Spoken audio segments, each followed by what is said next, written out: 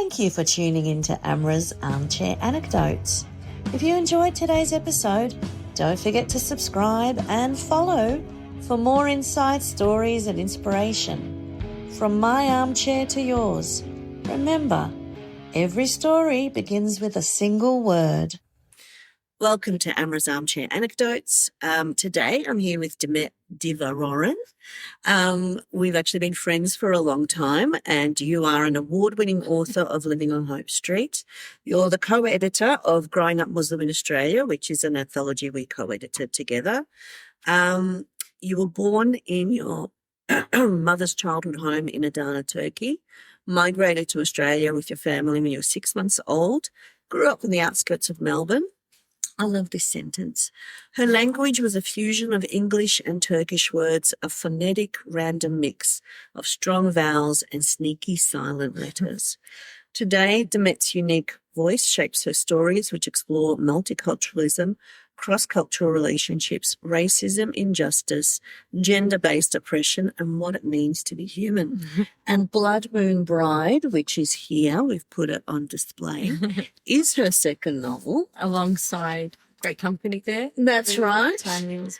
Time Meals Between Mountains. And so we're here to talk about Blood Moon Bride, but also just talk generally about writing. But welcome, Demet. Thank you so much for coming. Thanks for having me, Amra. I know we've had so busy, many things going on, but we've made it. Yes, we have. Finally, we've made it. Yeah. So I wanted to start sort of a little bit more with the beginning of your writing career, because you wrote several novels before Living on Hope Street, and there were rejections that lasted over a decade. Yeah. So what internal shift finally unlocked publication? Process, perspective, perseverance? I think, and practice. Practice. I think those early novels, so Odd Eight, which was shortlisted for the Vogel Award way back when I was eligible. Yes, because that was under 35. Under 35. That's right. We're long behind that one. And I was still studying at VU, Professional Writing and Editing diploma. So it was a practice novel, and I'm so glad that it didn't end up being published, because it was undercooked. Yeah, we had a lot of heart. It was, it's a beautiful story. And many of the themes that I was exploring ended up in Living on Hope Street, and also to an extent in Blood Moon Bride.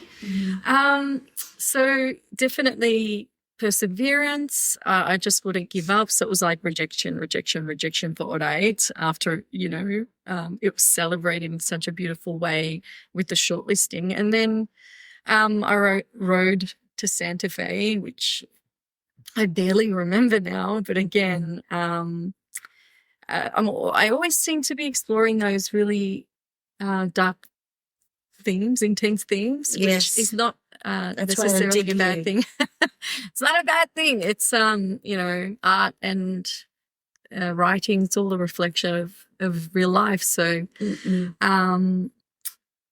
perseverance after that, and that was rejected, I don't know, 1,000 times. And then along came Growing Up Muslim in Australia. Now this was the point where my perspective changed a little bit, because of what I mean by that is perspective in terms of craft. Yes. So we edited thousands and thousands and thousands of words, and we were mining all these beautiful stories about dual identity, about crushing, those stereotypes, and just celebrating our shared humanity, I guess. So thousands and thousands we had to kind of sift through and find the threads of these beautiful stories. And I think after that 2-year process, Living on Hope Street is told from 7 different perspectives, and it kind of they're really short, sharp scenes.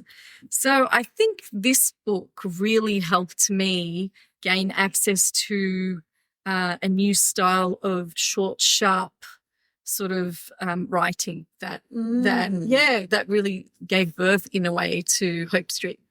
Yeah, I think for me also, because I went on and wrote my memoir Yeah. after this, Yeah. and I really feel that stepping into the shoes of being an editor and really, because there were some pieces we edited so Yeah, much. absolutely. And when because I've been using this quite a bit in the classroom, we kind of developed a style in terms of how we edited, and I can see how that style influenced me with my memoir, and it Yeah. influenced you in terms of opening with an anecdote and then the action and stuff.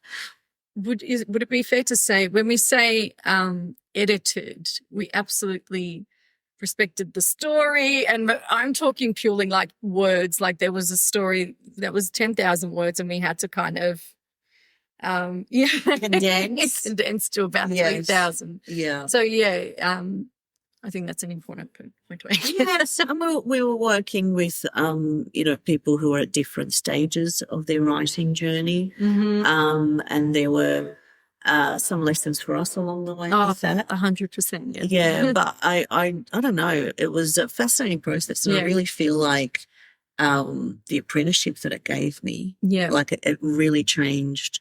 And once I opened my eyes, like it almost feels like you opened your eyes to the editing part of it, and now we've got it when we write. There's that. Yeah, that's that always voice. There. Yeah.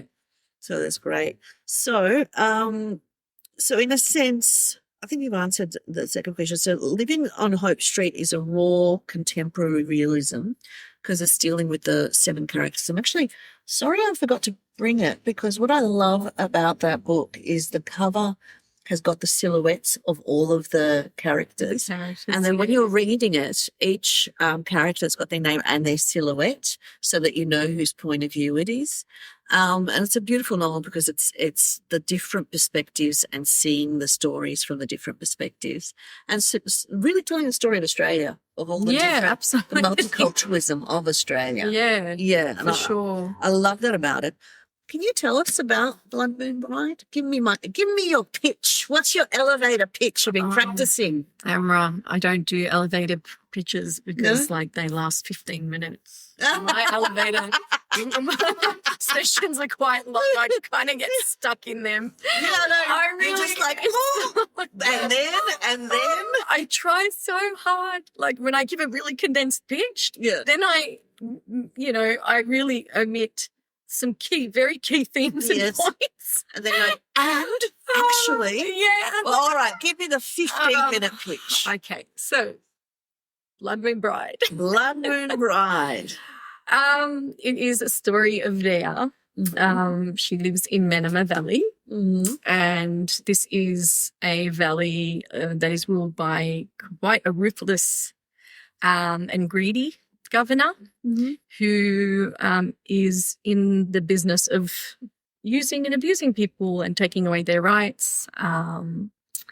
It is a world full of, oppression and injustice, and but also love and family and connection to land and connection to self. So Rhea is the governor, Governor Kyra. He sends boys off to war and marries girls off quite young so that they can help the valley and they can breed children. And Rhea, and a lot of people are disgusted by this process, and she has a choice. Does she submit to this ruthless system or does she rebel? And spoiler alert, she does rebel. She does fight back. And for her efforts, she's sent to the Nest, a place to rehabilitate or brainwash valley folk into, submitting to this system. So it is, I know it sounds dark. Dystopia is dark. You don't have to.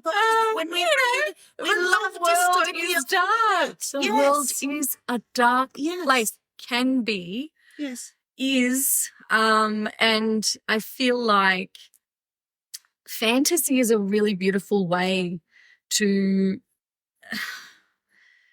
help, especially young people, come to terms with some of these themes that are very, very real. And it could help them just process and find ways that they can fight back against systems that might be oppressing them, or in the real world, or oppressing others. And so I think these are really important themes. And this book came to me at a time when my life drastically changed. I became a mother,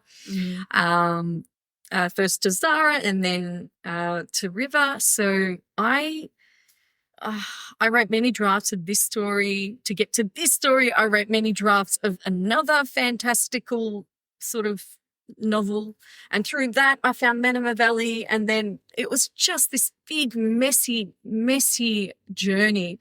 But I wouldn't change it for anything, because for me, writing, especially in those postpartum anxiety days, writing was one of the best ways, I should say. There are other ways, of course. My family grounds me, but just sinking my teeth in my heart and my emotions and and the creativity into a project really helped me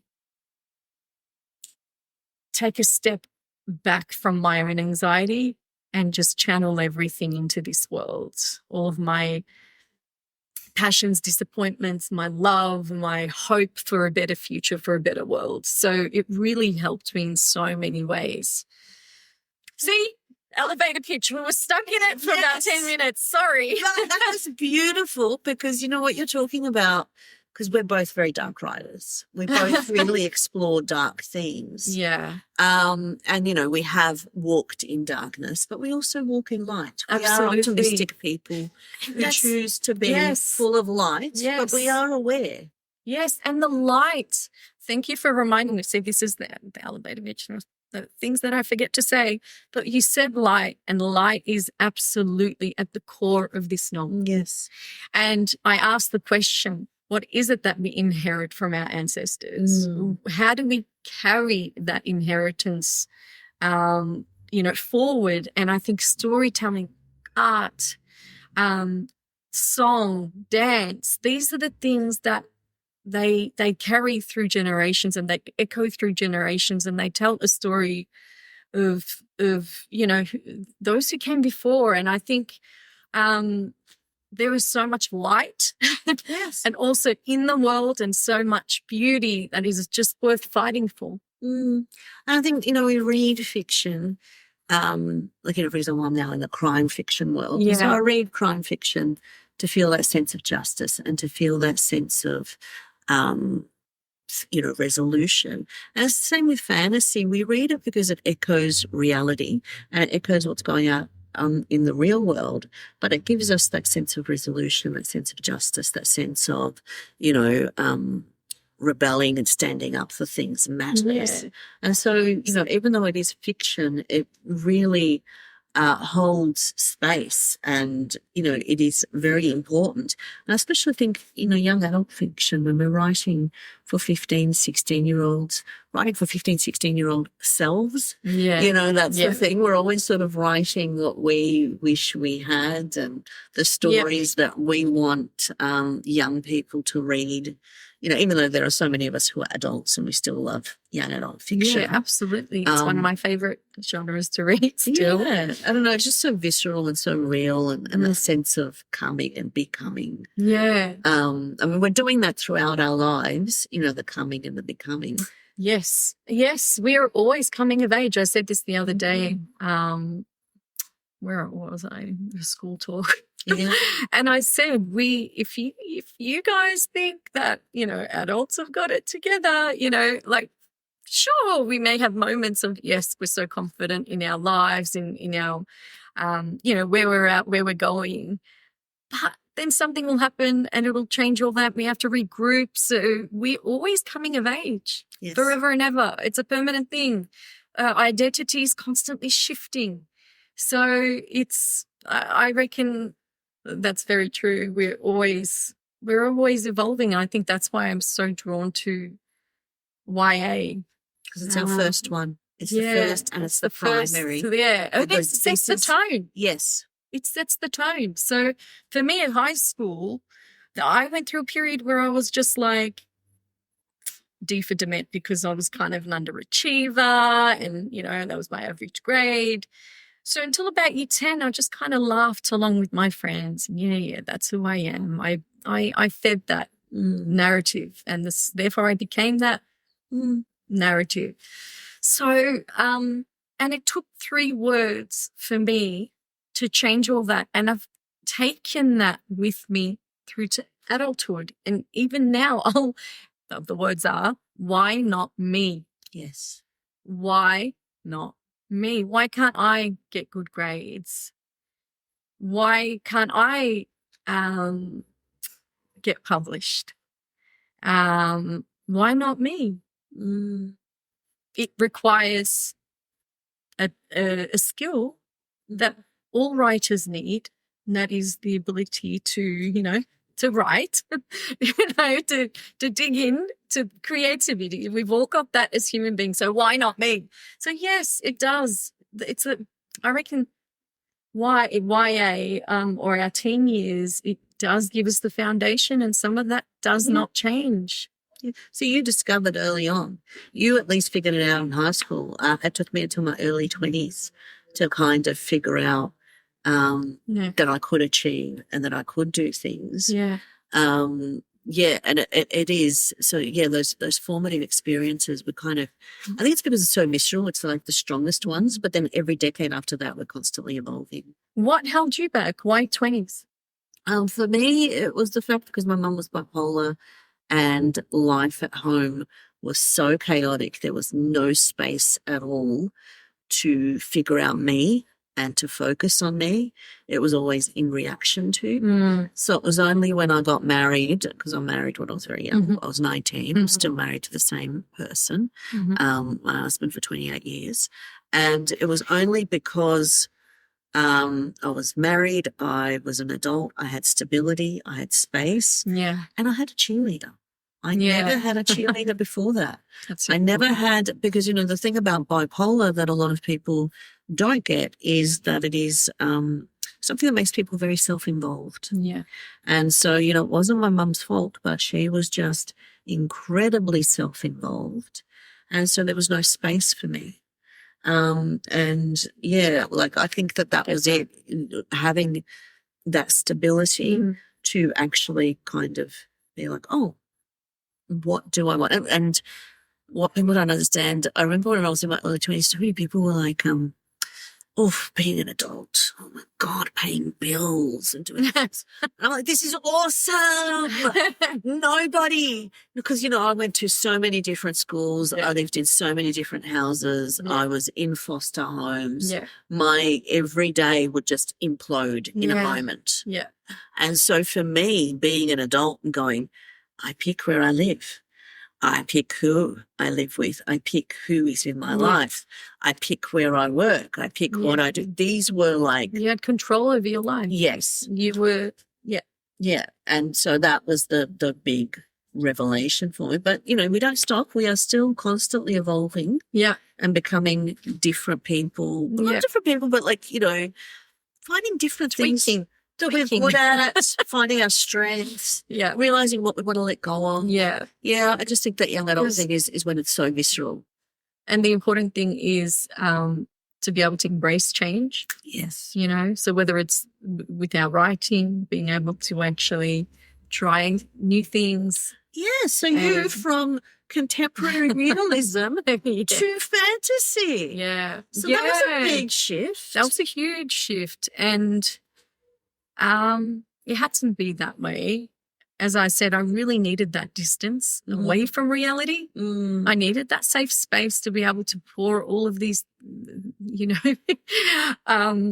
intense emotions and thoughts and feelings just into this world.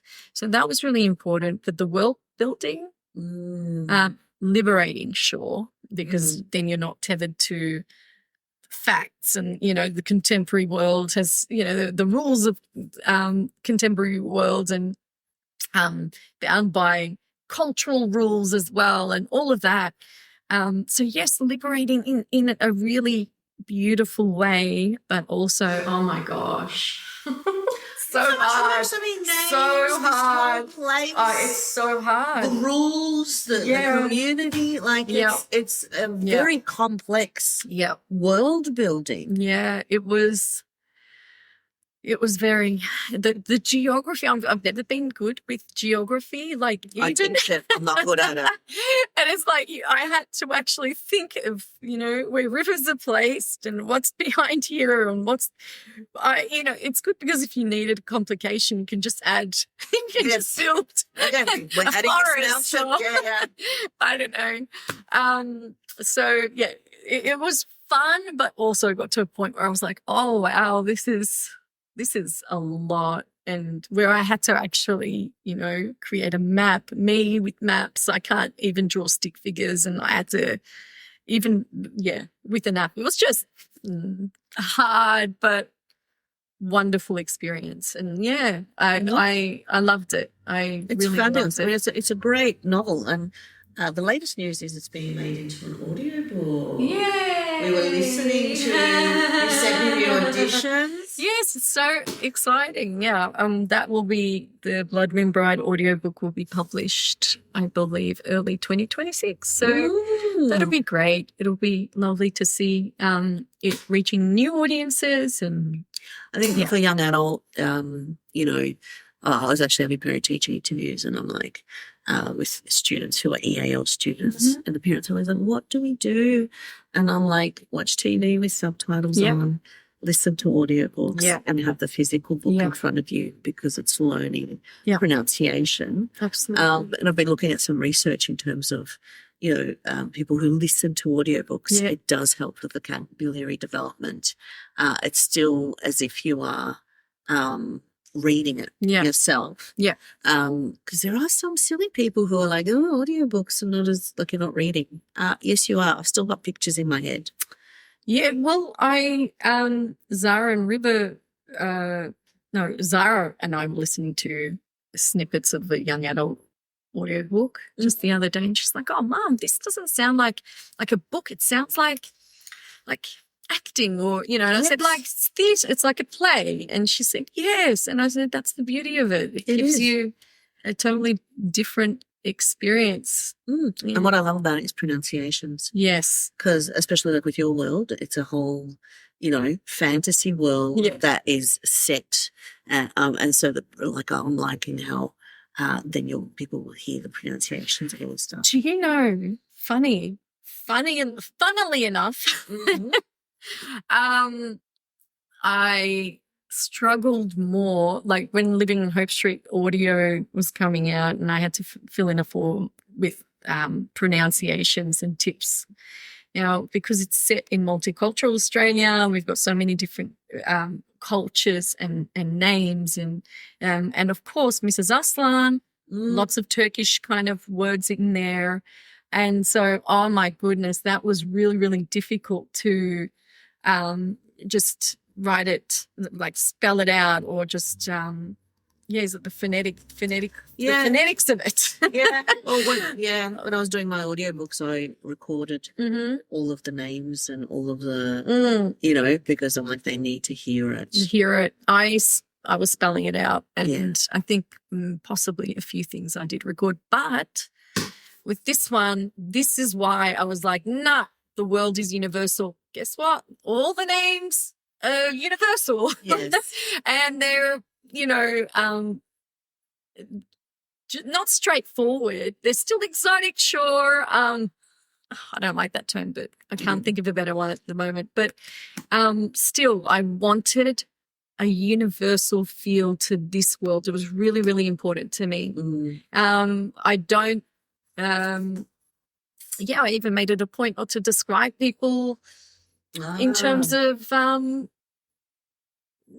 skin color or any. I was really careful not to add any racial identifiers. Yes. It was really important. So in that way, it was a huge shift again from Hope Street, which was exploring all of the beauty of culture and it was perfect for that book and it was necessary for that book. But for this one, I was like, it's fantasy, human first. That was my motto. People who were reading this book, I want them to be able to recognize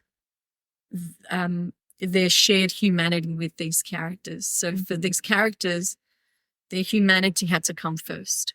And I love that, because that's the thing about fantasy. You know, it is set in a different world. People look differently. And I know that there's been some discussions about other fantasy books. That is the joy of it.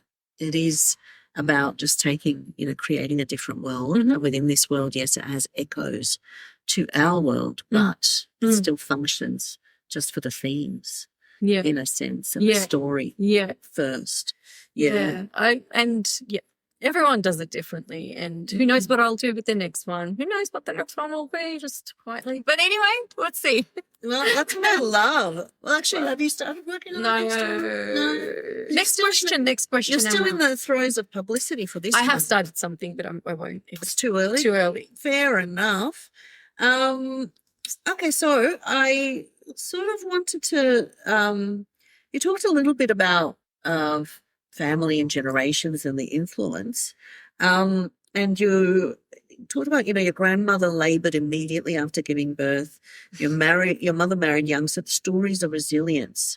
So what are the shifts that you see between, in a sense of how is that an inspiration? How is that an influence? How is that? Because I see that as an influence in your writing and in the way you're approaching it. But I just wanted you to talk about that. The women in our, the women in our lives, and I mentioned like those who have come before and the echoes of their experiences and resilience. I always say I come from a long line of resilient women. Storytelling has made me better understand. So when I listen to my grandmother and she talks about her mum and their connection and the lack of opportunities they had to study, but then, like my great-grandmother wanted her daughter to study, but then I was also very afraid of it because, back then in the 50s, in cultures across the world, I think it was, girls studying, I guess, they were up against poverty, they were up against, illiterate kind of parents. And my great-grandmother was illiterate. Me too. Yeah. And so, but my grandmother learned. So this is through generations. How did these shifts happen? My grandmother learned how to write and read. And I remember exchanging letters with her when I was young. So that was a doorway for us to connect, even in childhood, even though we were thousands of kilometres away in Turkey and Australia. And then, my mum, unfortunately, she's one of 8 children. She didn't get a chance to study past primary school.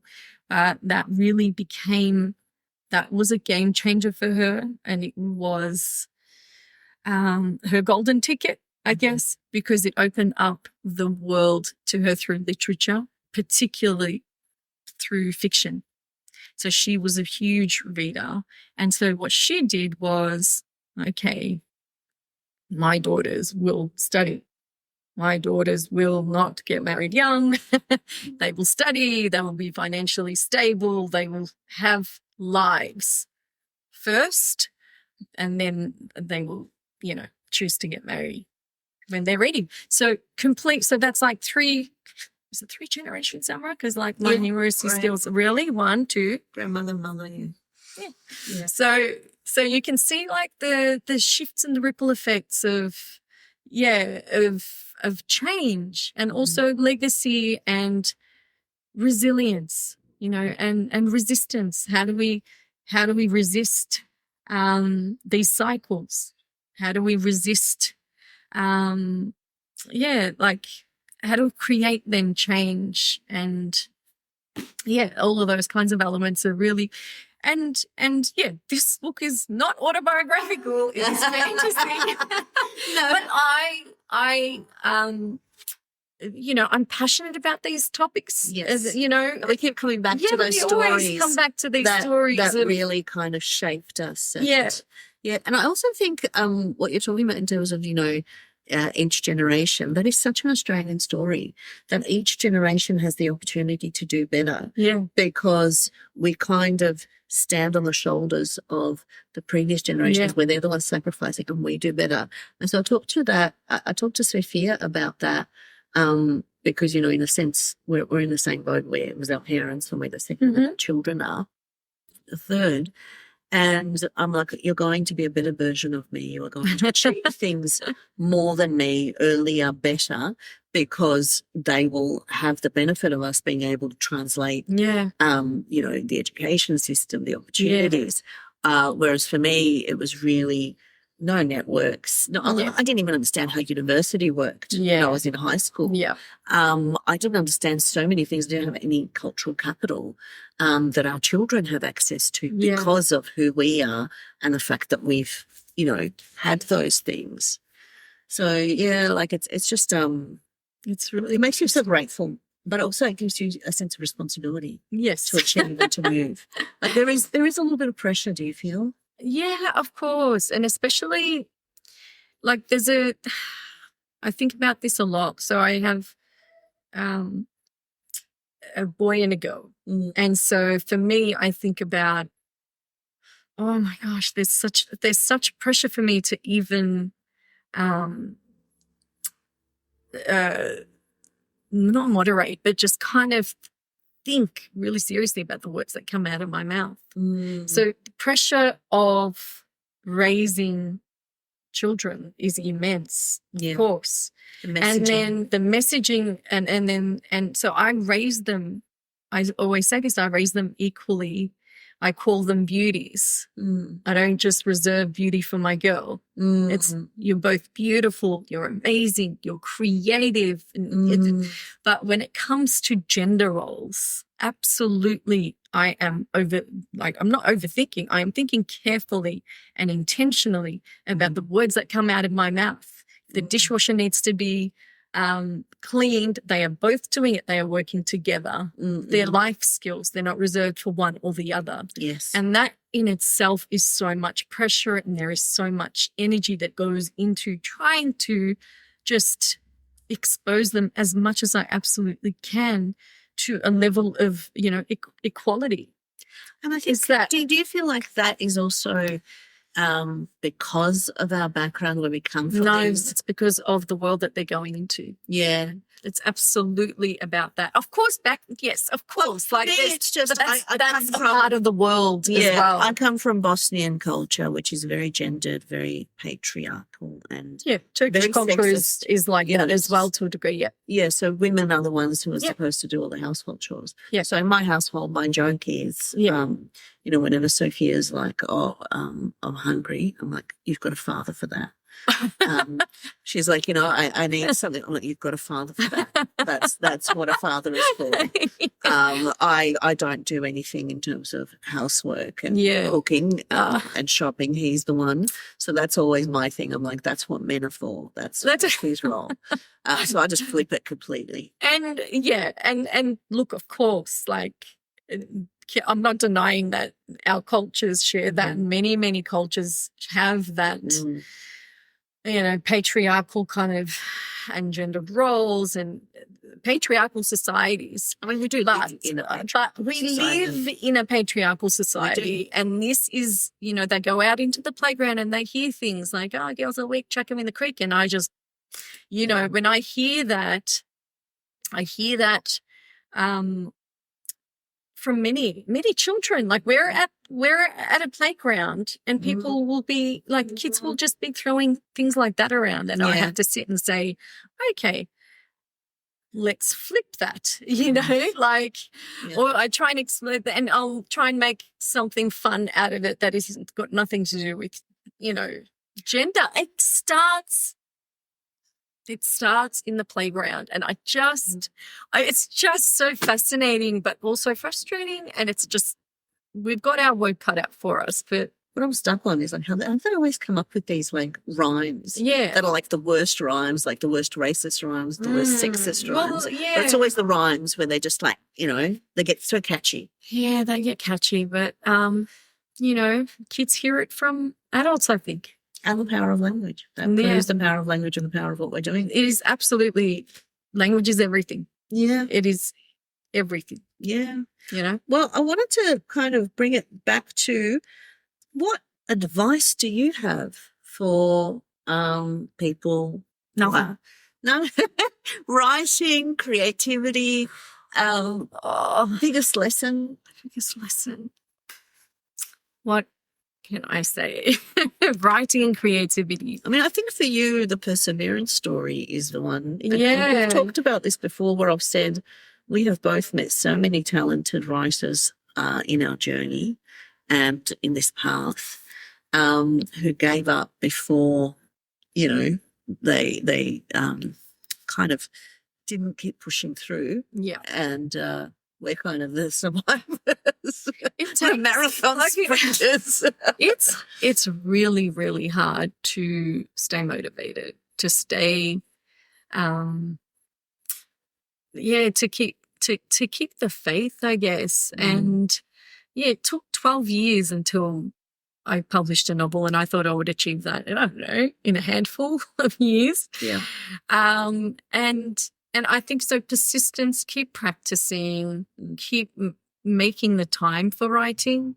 But before you do anything, you have to believe in yourself. Because once you believe in yourself, and I always say this, then it's infectious, then others start believing in you. Mm. You have to believe in yourself and just stick to it, and don't put a time frame on publication or any kind of reward, because if that's why you're doing it, it's going to end in heartache. Because even like when you do get published and you do like win an award, or, you know, no matter what, it's an innate thing. So the external things cannot sustain you, because then after that, you still have to sit down and write something and have the stamina and perseverance and motivation to stick at it for like 5 years, for example. You know, you can get it done in 2.5, but really. We've each taken 5 years with some of our books. Yeah. Some of them had a really long percolation. Yes. And went through so many incarnations. Yeah. And that's because we could not let go of them. And yeah, you have to maintain that motivation. So no one else is going to do it for you. It's an innate thing that needs to be nurtured. So again, elevator pitch, right? We've just gone on a big tangent. Hey, that's what we do. This is what we do. It's the best way I can explain it. Just don't give up. If it's something that truly speaks to your soul and your heart, and it just gives you life, just keep doing it. I think trust in it. And that's what your journey has proven. Where, you know, just like a little choo-choo. Yeah, trying. Thank you so much. It was so good. Usually we have our chats without the camera. So, you know, this time we recorded for posterity. And congratulations, Amra. Thank you. It's a beautiful book. I've started reading it. It's a beautiful, beautiful book. It's Thank you. Hard read, isn't it? It's a hard read, but it is wonderful. Thank you. Congratulations. Yes, we know all about the long game, don't we, darling? Yes. All right. Well, thank you. Thank you for tuning in to Amra's Armchair Anecdotes. If you enjoyed today's episode, don't forget to subscribe and follow for more insight, stories and inspiration. From my armchair to yours, remember, every story begins with a single word.